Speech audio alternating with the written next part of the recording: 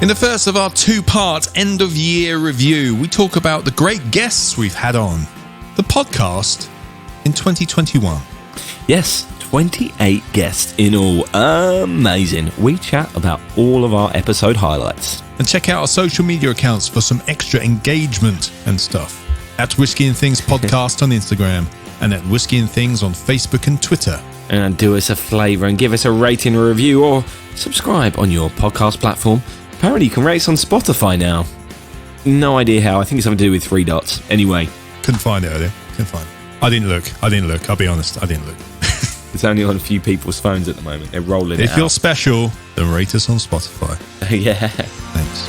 You're listening to Whisky and Things with Nick Kent and Dave Giles. So, Nicholas, welcome to episode 92. I am Dave Giles.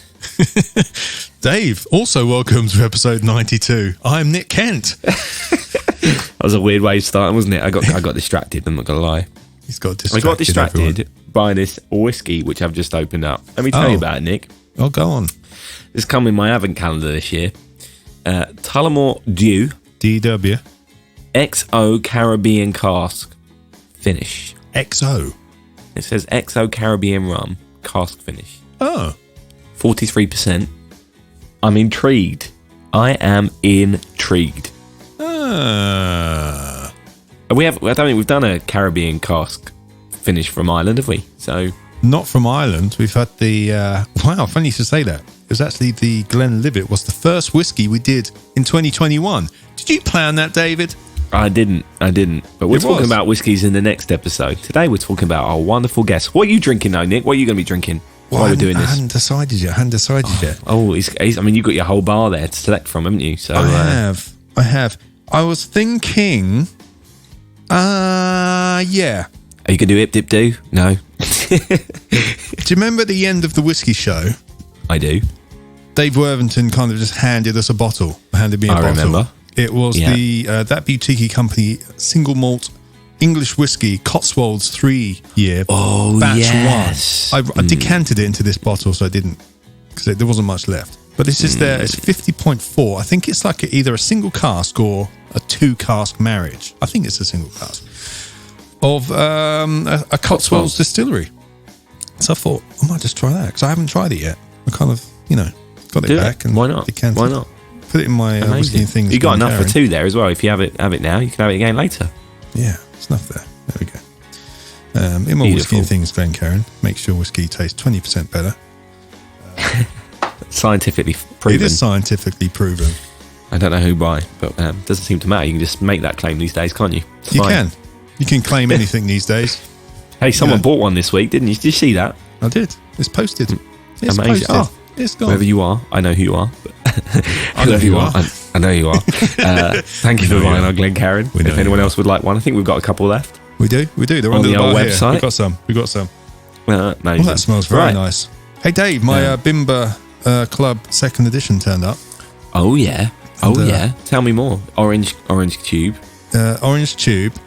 They did rush them out because there's a mistake on the tube. On the back, it still says Pedro Jimenez Sherry Butt.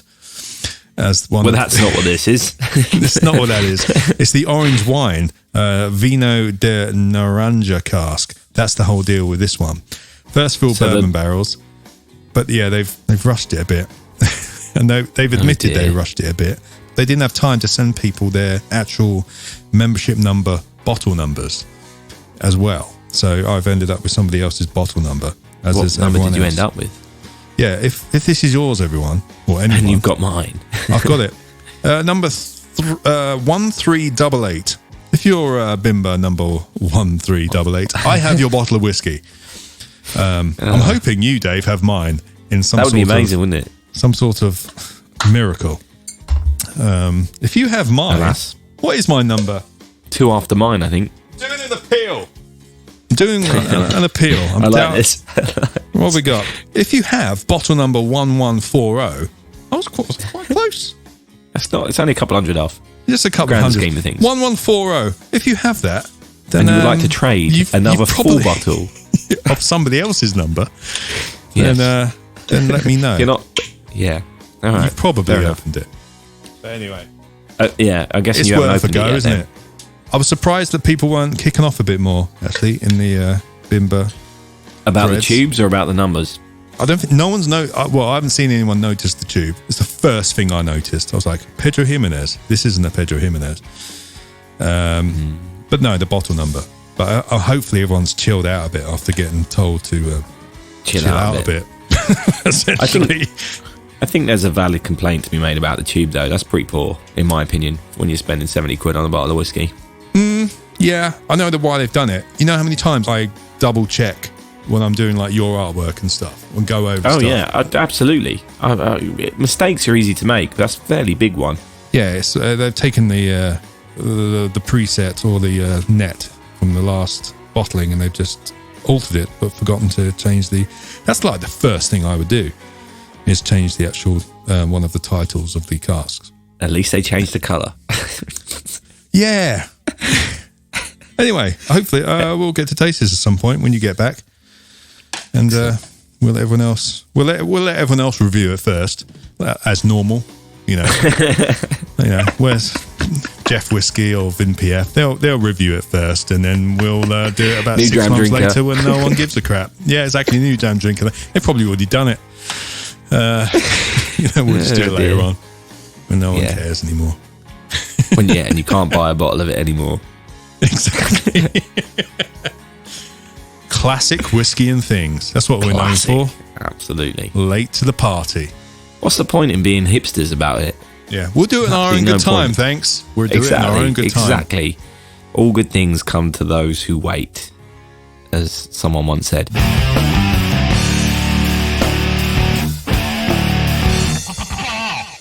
We've had some pretty cool guests this year. Do you know what I like about the guests we've had this year? They had really low standards and agreed to come on our show. Absolutely. No, we've got a good variety of stuff here. We've got brand ambassadors, obviously, which is always nice to get people who know about the whiskies talking to us. We've got fellow content creators, I suppose, and whiskey community people that aren't necessarily selling whiskies. It's better than saying an influenza, right? Oh yeah.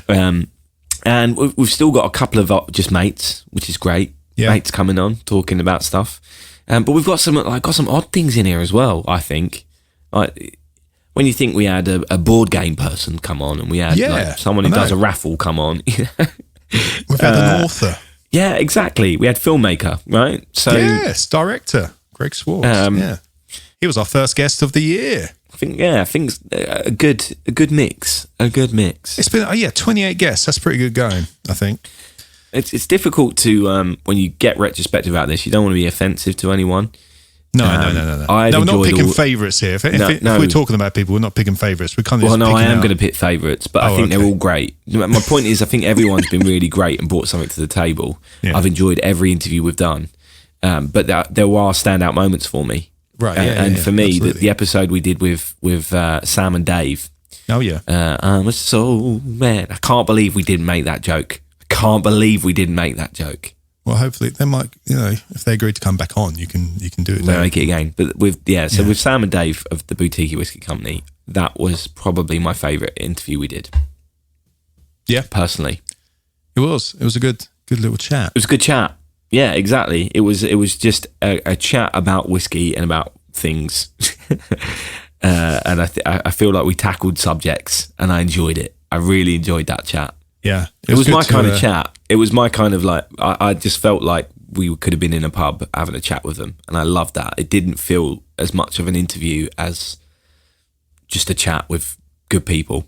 Yeah. It was nice having they've obviously got their podcast as well, so it was nice having. I don't know, good podcast. I don't mean to put us down there, Dave, but you know what I mean? Like, legitimate kind of, no, it's nice having them on, and we appreciate them coming on. Episode 60, that was.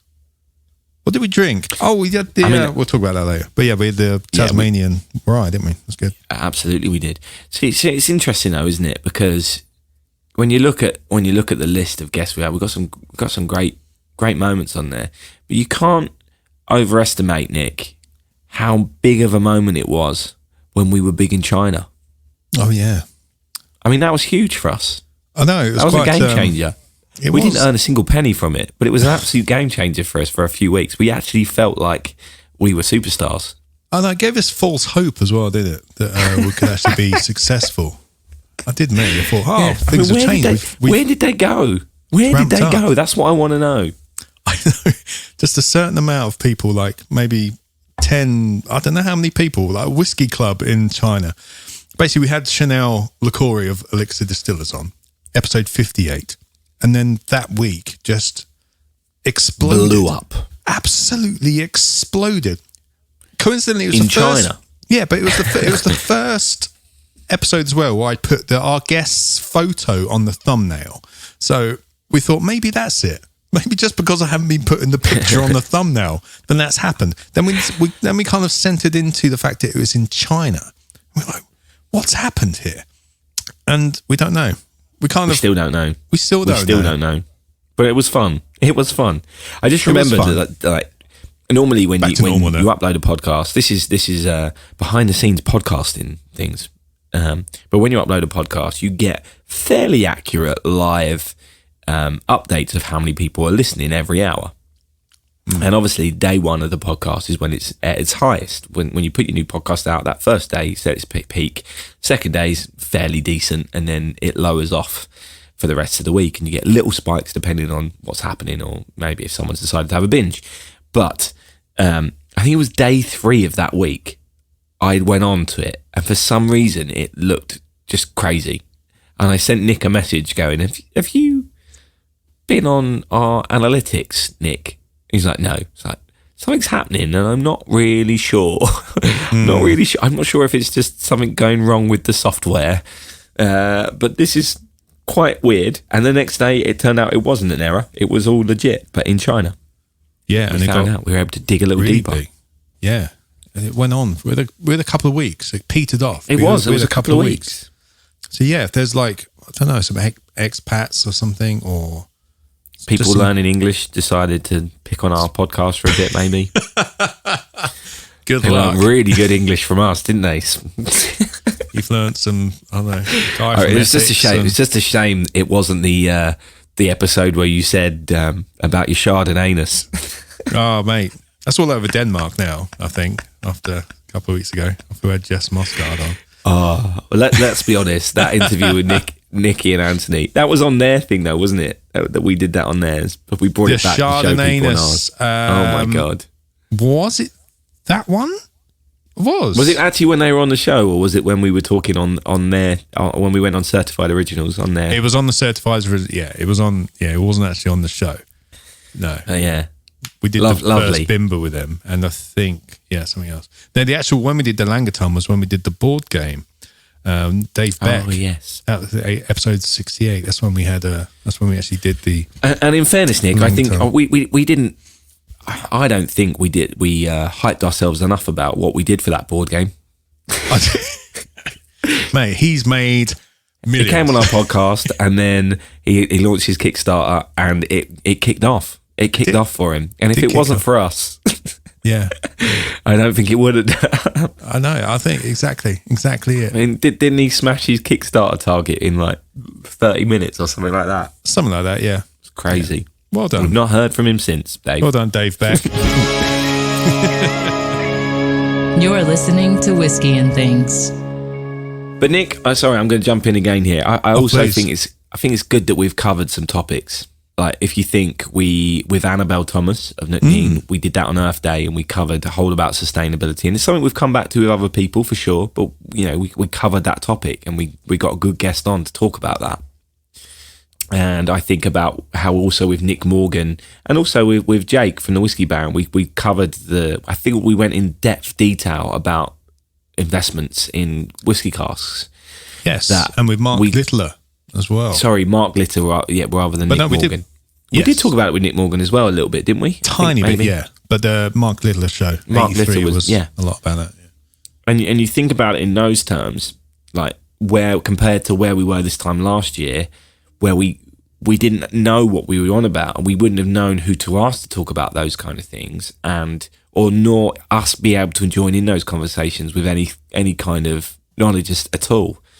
I think it just goes to show how far we've come in a year, and 90 episodes in now, how much our knowledge of the whiskey industry, issues surrounding whiskey, have grown, and it almost makes us legitimate podcast hosts now. Whoa, don't start saying the L word around here.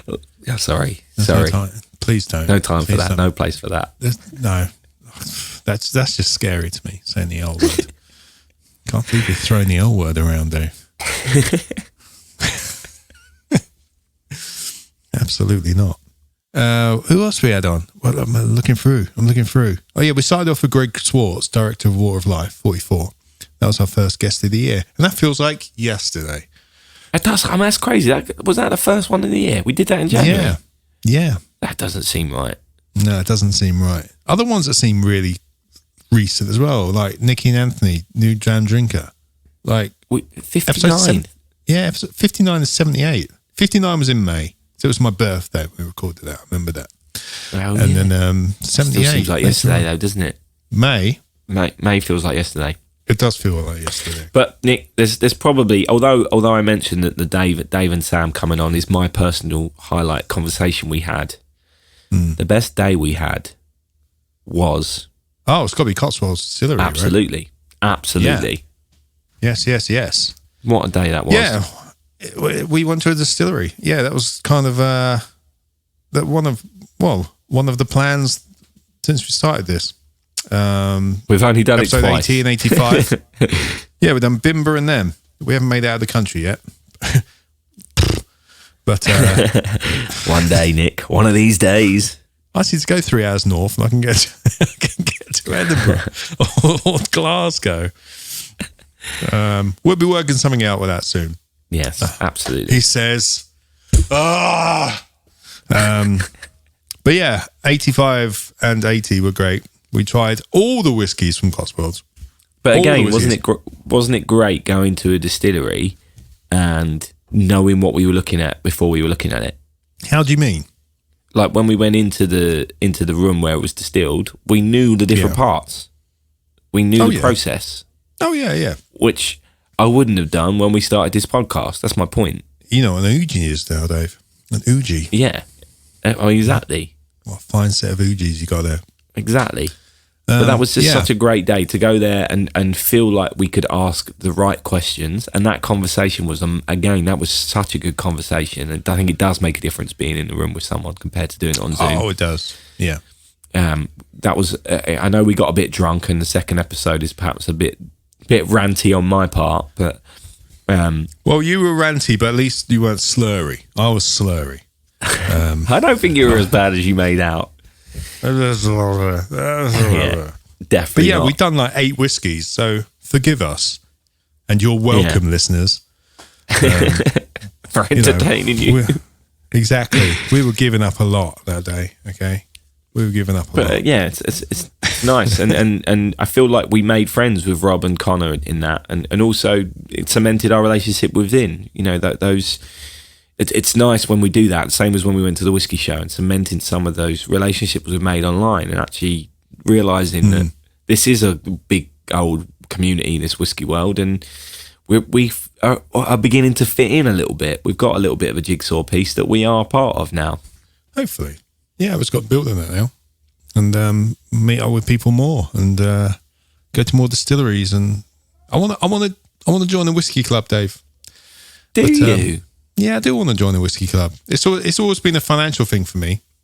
Being able to invest in, something where you get regular whiskies in every week or, whatever it is. But I'd like to join one where I can go to one. That'd be nice.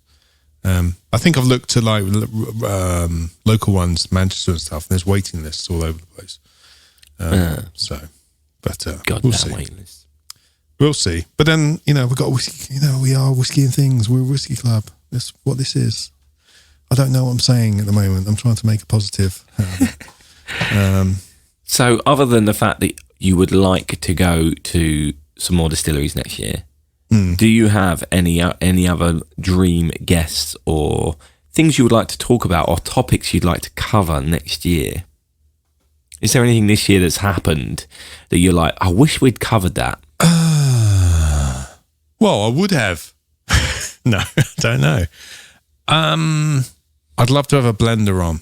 Oh, yeah, we've not done that, have we? Not that, no. Like Angela Desario would be fantastic. Macmira. I think Could that you would be imagine amazing. it? Wouldn't it? Yeah. There's a bunch of other people whose names I would love to spout out now, who are in my head, but I can't think of them. But yes. Someone who actually does the blending. I guess the closest we've had, it wasn't this year, but that was would have been Westland, right? Well, he has Master Distiller. Master Distiller, so he would have... We've had distillers on. We've had a few of those. But someone who like takes everything and blends it together. Yes, Mosgard. Yes. I guess Annabelle Thomas, does she do it herself? Does she have a team? I'm guessing probably she knows. I'm not sure. But, Greg does a bit of blending, doesn't he? Mm-hmm. Greg Dillon. But you're right. I think that would be really, really a great idea to get someone. I tell you what, I'd love to chat to, and that's the guy whose name always comes up when you're talking to Billy Abbott or Chanel or Julie. The guy who works at Elixir and selects all their casks and blends them all together. No, his name is it's on the tip of my tongue. I'll insert it here and make it seamless. All right, cool. Ollie Chilton. Yes, that's the one. Absolutely. It'd be great to get them on. But you're right. Anyone who's involved in that process is something we've not talked about yet, or someone even more involved in a different part of the process. Like we've not had a cooper on. Could you imagine talking to a cooper? We talk so much about casks and barrels and things like that, but actually talking to someone about that process would be really interesting, I think. Yeah, there's so much goes into it. Even now, like we found out last week, Jess Mosgard was, or 2 weeks ago, whenever it was, Jess Mosgard was talking about the way they took mixing old casks, taking them apart, mixing two different from type of woods. Yeah, that was great. Really I loved hearing that. And I love talking about char levels, Dave. I do love a char level. The old 1 to 5 char, the crocodile skin and all that kind of stuff. And the different flavours that come out of that. We've not covered in loads of detail, and we could get an expert on that, is terroir. Oh. We could do a terroir show at some point, maybe. Oh dear. Have we got enough room in the comments? We got enough memory on our message board or whatever? You think that will kick off, do you? That might kick off a bit. The old terroir argument. I think it's worth talking about in detail. I think we've mentioned it enough that actually it's probably worth talking to someone who really knows about it. Mark Rainier. If we could get Mark Rainier, that would be a dream guest, I think, wouldn't it? I don't know if he does much of these things. He loves it. He loves it. And why wouldn't he? Let's try then. Let's try. Well, Waterford. We haven't had Waterford on the show. So why not? Well, let's try that. Let's try it. There you go. There's a goal for us for next year, everyone. Mark Rainier. This time next year, hold us to this standard. Whisky and Things 2022 will not have been a success if we haven't got Mark Rainier on. Doesn't matter what else we've done. We've not got Mark Rainier on. Hold us by that standard. Don't buy people whiskey stones, no matter what you do. There's another kind of guest we've not had this year, Nick, which I think I'd like to do at some point. I'd love to get, I know we've had authors, I'd like to get a proper whiskey journalist. A proper whiskey journalist. A proper whiskey journalist to come and help us out with Booze Round one week. Oh, can you imagine? Giving Booze Round some legitimacy. Yeah, exactly. Right? We could get some. I mean, we've had a journalist on before, but not a whiskey journalist. We learned all about the and finally. Oh, yes. But we, of course, feel that people like Jeff Whiskey and Vin PF who do their reviews as kind of journalists. But I know what you mean, like a print media. A print media, yeah, exactly. Like someone who works for like the Telegraph or something like that. Someone old school. Blair media. Bowman. Blair, yeah, there you go. Someone like Blair. Someone who goes on Sunday brunch, all the time. Absolutely. Yeah, there's a couple of guys go on Sunday brunch every week. I've forgotten their names, but they know what they're talking about. That's why they go on Sunday brunch. For sure, because I think this year we've really, for sure. I think we've really done a great job at, particularly with independent IBs, independent bottlers. I think last year we didn't know much about them. This year we've had loads of IBs on, and I think I hope that continues to happen because I've learned a lot about good whiskey from doing that. But it's time to push the boat out. And listeners, if you can think of anything we haven't covered, which you'd love us to give a bit of focus to, please do get in touch. You know how. We say it at the top of the episode every week. Yeah, you send us a letter for a fact sheet. Send us. Yeah. Send us. Send that pigeon. Send that carrier pigeon. Send the pigeon, or and whatever the pigeon will then bring you back a fact sheet for you to fill out your details on. Yes. And then it'll send it back to a PO box, in which we will then translate that. Yeah. No, we won't. We won't. We do love to hear from you, but any guest suggestions would be appreciated, I think. Yeah.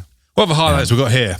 For me, Nick Morgan was a highlight because I rarely read books, everyone, and I managed to read his entire book before having him on the show, which was good for me. I've read like 3 books in 10 years. Your life. Pretty much. Yeah.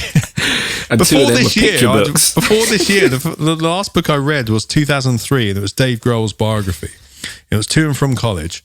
And after that, I was just like, I just can't focus on things. But I actually read some books this year, which I've moved because the Christmas tree's there now. So I can't remember what I've read.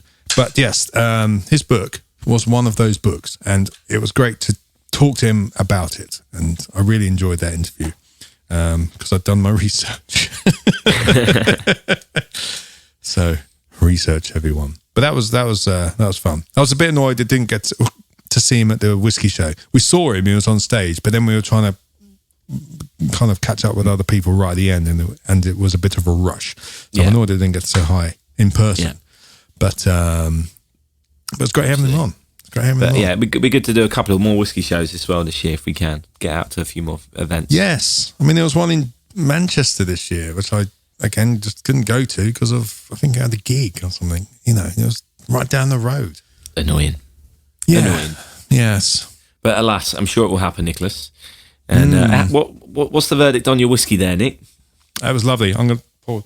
Oh, you already finished it, have you? You already finished it? I didn't do much. I didn't do much, David. It's really nice. And yeah, it's fresh. It's citrusy. It's vanilla-y. It's very nice.